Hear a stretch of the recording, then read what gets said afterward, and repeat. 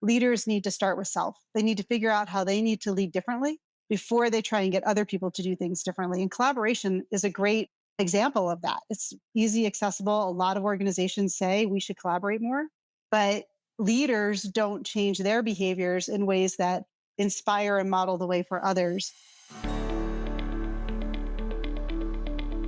Welcome to the People Managing People podcast. We're on a mission to build a better world of work and to help you create happy, healthy, and productive workplaces. I'm your host, David Rice. My guest today is Julie Williamson. She is the managing partner and CEO at Karrikins Group and a renowned thought leader and speaker on leadership challenges. We're going to be talking about where leadership is falling short and how to better lead organizations and teams through periods of change. Julie, welcome. Thanks for having me, David. All right, so to get us started, tell us a little bit about you, how you got to where you are, and what it is that sort of lights your fire in the morning to go out and talk about leadership. Yeah, thanks. I always say I started my career in the communication industry with the emerging mobile phone industry in the 90s. And it was about people talking to people, right? Like, how do we connect people? And then I got into strategy and transformation in the early 2000s. And that's also about connecting people and people talking to people. And then I had this epiphany where I thought, okay, like I've got an undergraduate degree in information systems. I've got an MBA in finance. I know how business works, right? But somehow business isn't working. People aren't connecting and they aren't doing what they need to do to deliver on strategic goals and strategic aspirations. And so I actually went back to school and I got my PhD in a social science. So I took a pivot from the traditional consulting kind of business background and really opened up my world to a whole new lexicon, a whole new set of questions about how do we help organizations and people to do more better together. And that has been the enduring question of my career for the last 10 or 15 years. And I think it will be until, I end my career in a few years here too. So that's what gets me up at night is answering that question. How do we help people to do more better together? And in particular, how do we help leaders to inspire that in their teams? Absolutely. And that's kind of where I want to go next because, as you and I spoke before this, we started with this idea of a failure gap for leadership, specifically the failure to support collaboration. We've got countless leaders out there saying that we've got to get people back into offices so that we can get them collaborating. What we're not hearing is leaders recognizing that they have a role to play in creating the change necessary to cultivate collaborative environments. So talk to us about how you see this gap forming and what can be done to close it. Yeah, we say the failure gap is where good ideas go to die. And by the way, every human being in the world has been in the failure gap, right? We've all said at some point, I don't know, I should eat more salad and less pizza, but we don't do it, right? So it's a very common experience. But what happens at work is leaders will say, oh, we should retool our products, or we need to open up a new market, or we need to diversify our revenue, or whatever it might be. And then they don't do the work that needs to be done to get there. And that's really dangerous for businesses in the failure gap. So we say that leaders need to start with self. They need to figure out how they need to lead differently before they try and get other people to do things differently. And collaboration is a great example of that. It's easy, accessible. A lot of organizations say we should collaborate more, but leaders don't change their behaviors in ways that inspire and model the way for others to start collaborating more. And you mentioned remote versus in-office work. I think that's such a great example. Leaders will come into the office and then they'll close their door because they don't want to be interrupted. And that's not exactly supporting collaboration in the office, right? On the other side, they're on remote, they're on virtual calls and they're showing up terribly. Like they haven't figured out their lighting or their sound or anything, right? And it's 2024, by the way. We're 4 years into all of this virtual work, right? And they're still not showing up great in that environment in a way that really fosters and promotes collaboration. They're also not asking their team members questions like, who else have you talked to about this? What other impacts do we expect will happen as a result of this decision across the company? And how are we going to manage that, right? They're not asking those kinds of questions. So leaders, I think, need to take a hard look at themselves if they want to promote collaboration and get over the failure gap with it. Yeah, it seems like, what we're hearing here is that leaders want transformation, but they don't necessarily want to, like you said, lead through it. Or the energy is there at the start and then it fades quickly. And if I'm looking at a CEO, I'm kind of thinking that's not a luxury that you get to have, unfortunately. How do you sort of challenge leaders to dig in and get their hands dirty during transformational change and not just kind of like delegate it? Because we know that a characteristic of a strong leader is the ability to delegate.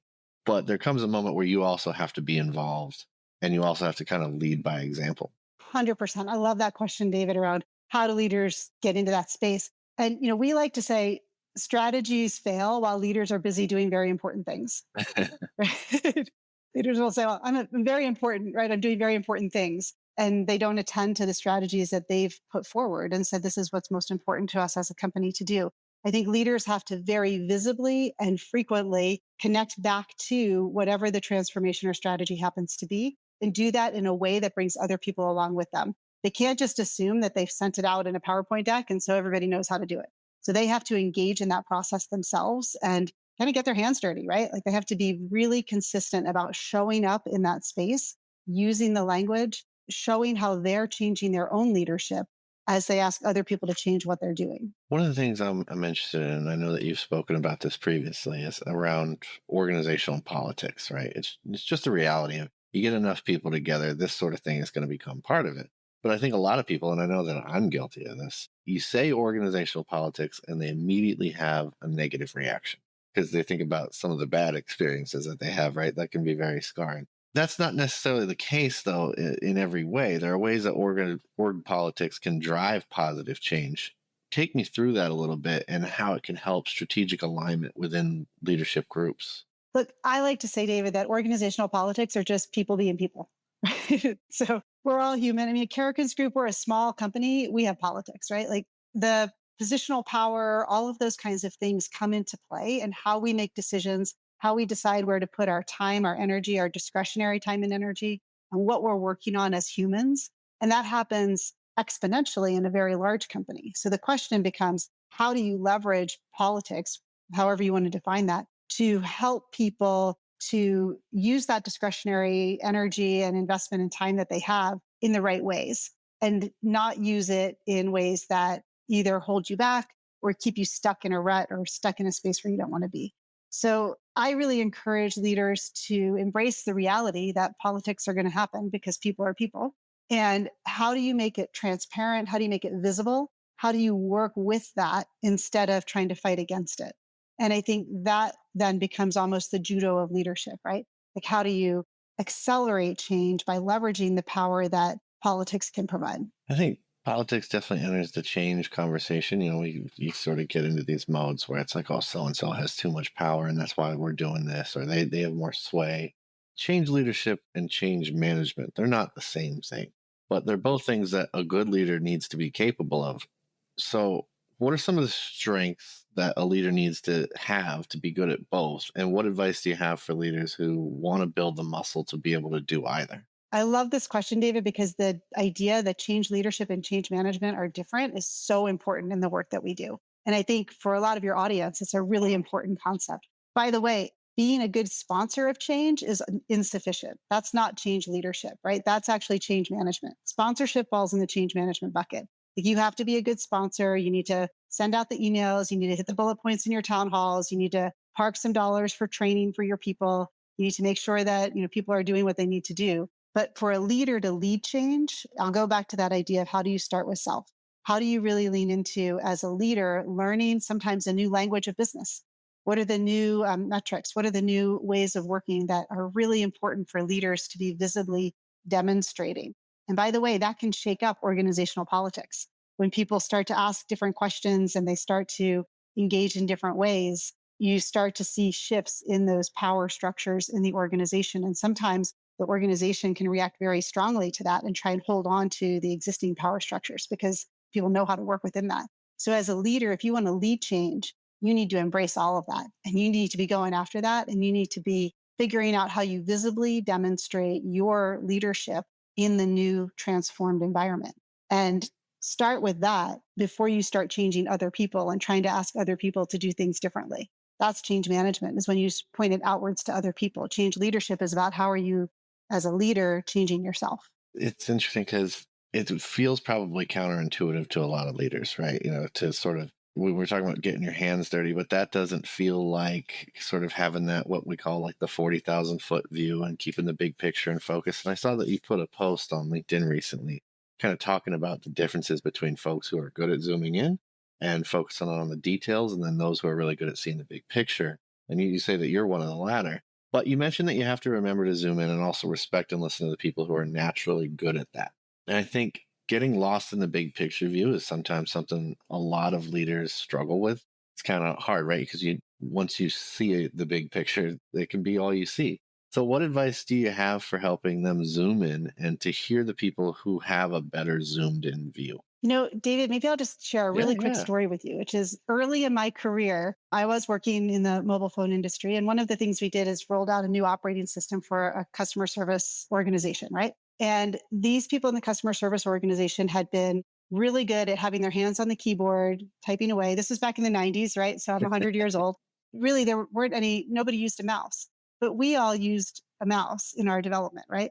And so we rolled out this new system and we were all excited because it was like totally different visually. It really changed the environment, what we thought for the better for the customer service reps. But they had to use a mouse to move from field to field. That's a terrible idea. People who are in customer service roles, right? They have their hands on the keyboard and they're like cranking through. They know their tab orders, they know all of that. That's the detail, right?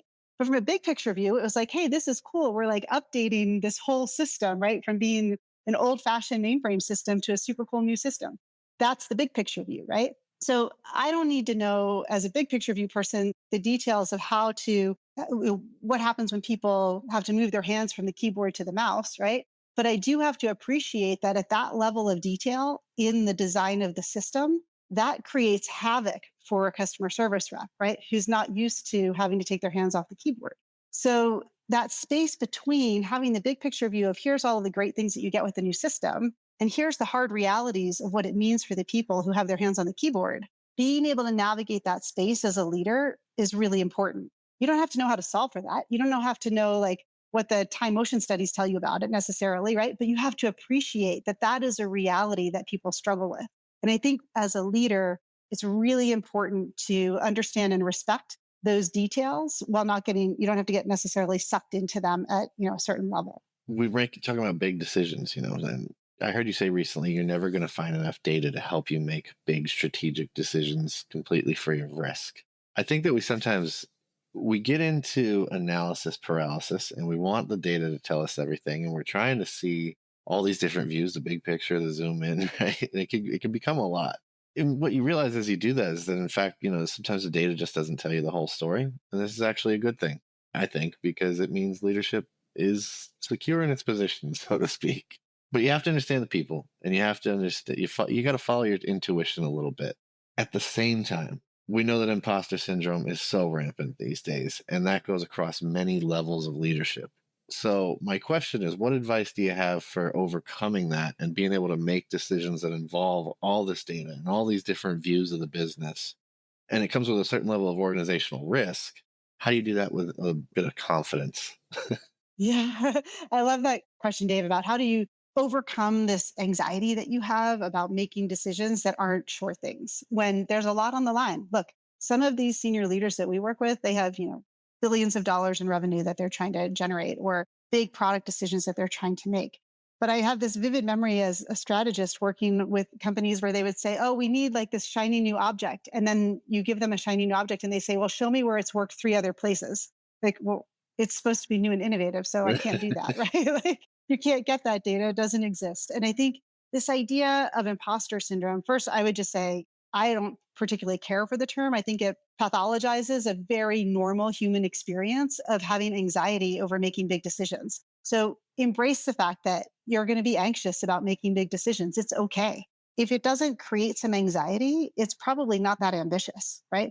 You're probably not pushing the envelope very far if you're not anxious about making the decision. So get the data that is available and that's reasonable. Understand what your people are saying about the direction that you want to go, and then make the decision and go. And know that you can learn and change along the way. I always tell people, leaders who are stuck in this cycle of I need more data, take a next step. It's not the last step. There's a difference between your next step and your last step. So let's take the next step. Make the decision, go down this road, see what happens. And you have to find in yourself the courage to do that. Awesome. That's good advice. I like that. Well, before we go, there's a couple things that we always like to do. The first is I want to give you a chance to tell people more about where they can connect with you and find out more about what you're doing. Yeah. So we're out there on Karrikinsgroup.com. We also have a YouTube channel. If you search for Karrikins, you'll find it, or search for me and hit me up on LinkedIn. I'd love to say hello and check in and hear what people are doing, especially when it comes to aligning leaders to big strategic ambitions and goals. That's what we do best. Excellent. And the last thing that we always like to do before we sign off is I'll give you a chance to ask me a question. Anything that you want. It doesn't have to be connected to this if you don't want. David, I would love to know for you, what's the last piece of content that you paid for, whether it's music or a book or podcast or something like that? And why did you buy it? It was my Atlantic subscription. I love the writing in the Atlantic. And that's really why I like the long form storytelling. I like their ability to dig into something complex and make all these different media types. Like as a content person and a content creator myself, it's something that I have a great deal of respect for, their ability to tell a complicated story across a variety of different formats. And the written word is still very much respected. You're never going to find something generated by ChatGPT in the Atlantic. You know what I mean? So, because it's very well thought out and carefully plotted. And I think it's a brilliant magazine. So my athletic subscription is coming up next, though, so that'll be as a sports fan, like I gotta have my athletic subscription. Yeah, I love that. Well, I think that respect for long form content, I share that, so I appreciate that very much. The detail and the level of reporting and just being able to go out and dig up insights it's incredible. So that's actually all we have time for today. I appreciate you coming on and giving us a little bit of your insight and expertise. Yeah, absolutely. Thank you so much for having me. All right, listeners, if you haven't done so already, do head on over to peoplemanagingpeople.com/subscribe. Sign up for the newsletter. You'll get the podcast. You'll get all of our latest articles, insights, trends reports, you name it, straight to your inbox. Can't beat it. And until next time, get out of the summer heat. Try to find some air conditioning because it's hot out there, folks.